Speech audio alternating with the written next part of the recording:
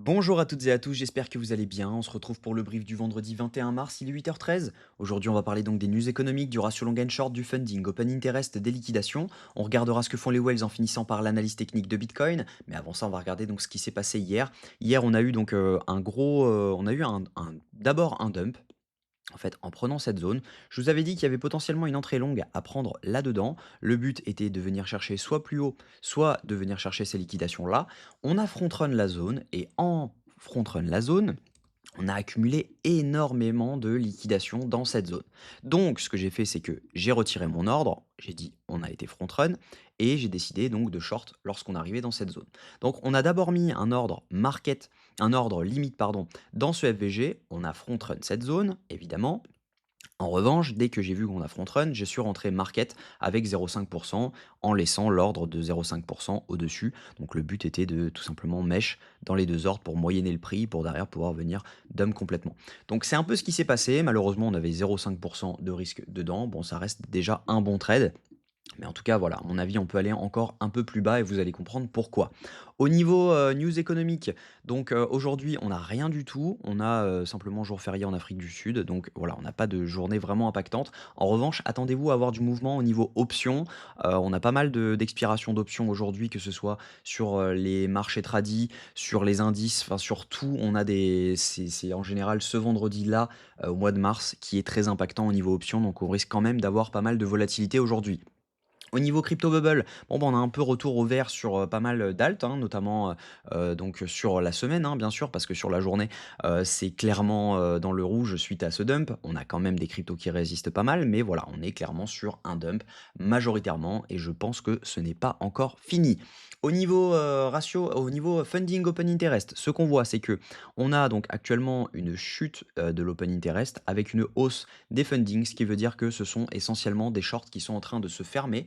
Donc potentiellement, on a moins de liquidités au-dessus et donc par conséquent, on garde les liquidités au sud et potentiellement on peut venir les chercher. Si on zoome un petit peu, on voit que ce sont majoritairement des longues qui sont en train de s'ouvrir, hein. On voit qu'on a une hausse de l'open interest avec une hausse des fundings. Donc que ce soit ici, on a une hausse de l'open interest avec une hausse des fundings, ce qui veut dire que ici il y a pas mal de longues qui sont rentrées. Si on regarde juste ici, c'est la même chose. On a une hausse de l'open interest avec une majorité de hausse des fundings. Et ici, même chose, on a donc hausse de l'open interest, hausse des fundings, ce qui veut dire que ce sont des longues qui s'ouvrent. Ici, on a du short qui est rentré, donc juste là. Donc c'était normal de venir un peu plus haut ensuite pour venir les chercher, parce que potentiellement, quand on a dump, ils ont mis leur stop loss au-dessus de cette zone. Et donc par conséquent, on est revenu les sortir en faisant cette mèche-ci. Et c'est un peu d'ailleurs ce qu'on voit, on a donc une rehausse, une baisse pardon, de l'open interest, donc ils sont fermés juste ensuite à mon avis ici, on a pas mal de shorts qui se sont fermés, on a une baisse de l'open interest avec une hausse des funding, donc majoritairement des shorts qui se sont fermés.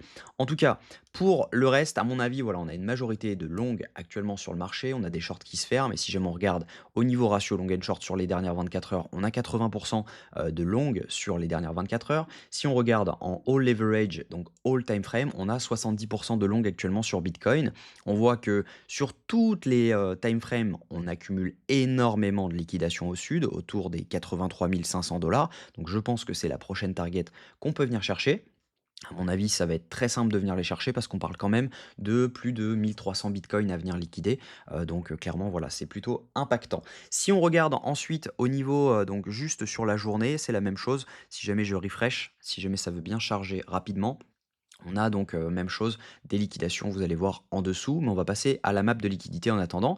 Si jamais on regarde la map de liquidité, on voit que le Z-score est clairement, impactant dans cette zone-ci et on a vraiment des zones énormes à venir chercher jusqu'aux 80 000 dollars. On n'a pas grand-chose ici, hein, on parle de toutes petites liquidations. Regardez le Z-score, on est en dessous de 1.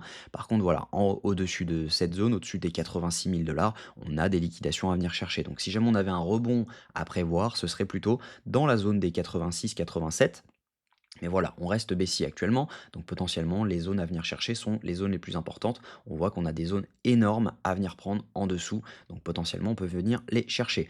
Si jamais on revient donc là-dessus, ça c'est sur la journée. Voilà, la journée, on voit qu'on a pas mal de longues qui sont rentrées, donc par conséquent on accumule des liquidités jusqu'aux 83 700 dollars, et donc par conséquent on a du monde à venir chercher dans cette zone. Au niveau liquidité, ce qu'on voit c'est que le prix il va être protégé pour ne pas rebondir forcément, hein. On a clairement que des ventes à la baisse, donc tout simplement des ordres de short pour défendre le prix, pour ne pas qu'on up trop. On n'a pas grand-chose pour protéger le prix à la baisse, donc clairement, voilà, le prochain objectif, je pense que c'est un dump. Au niveau, de ce que font les whales actuellement ont vendu ce mouvement, hein, donc on le voit juste ici, elles ont commencé à le vendre. Juste là, les retails, eux, sont en train d'acheter, tandis que les micro-wells également sont en train de vendre ce mouvement. Donc potentiellement, on n'a pas fini notre dump.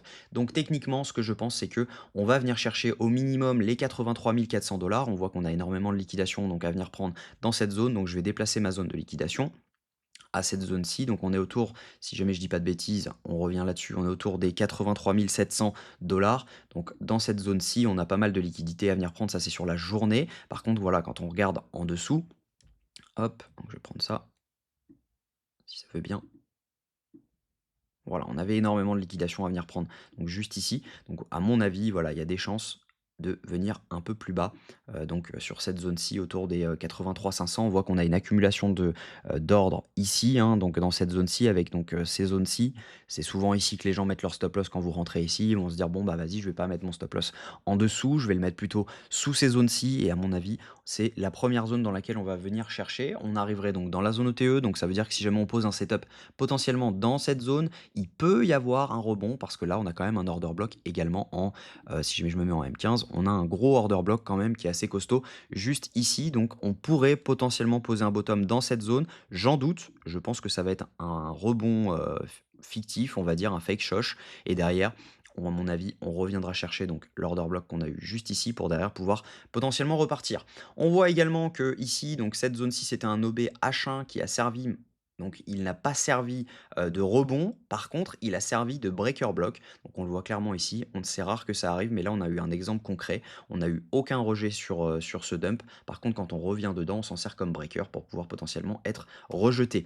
Donc, très très intéressant. En tout cas, si jamais vous voulez rejoindre la school, n'hésitez pas. Vous avez accès donc aux data directement sur Kingfisher. Vous avez accès aux news crypto. Vous avez accès aux news économiques au moment où elles sortent.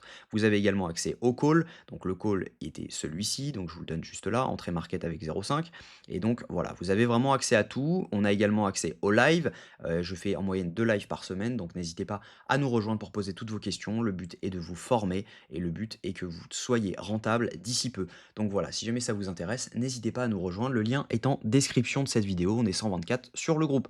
En tout cas, j'espère que cette vidéo vous a plu. Si c'est le cas, je vous invite à vous abonner, à liker cette vidéo et à commenter ce que vous en pensez. Le résumé de cette vidéo, c'est on va direction donc les 82 800 dollars. Si jamais on n'a pas de setup de longue dedans avec des datas positifs, en théorie, on devrait repartir encore à la cave. Mais en tout cas, voilà, l'objectif reste baissier pour l'instant. Je pense que voilà, on peut venir aisément chercher beaucoup plus bas, voir le FVG M15 dans les 78 200 dollars. Donc faites attention à vous.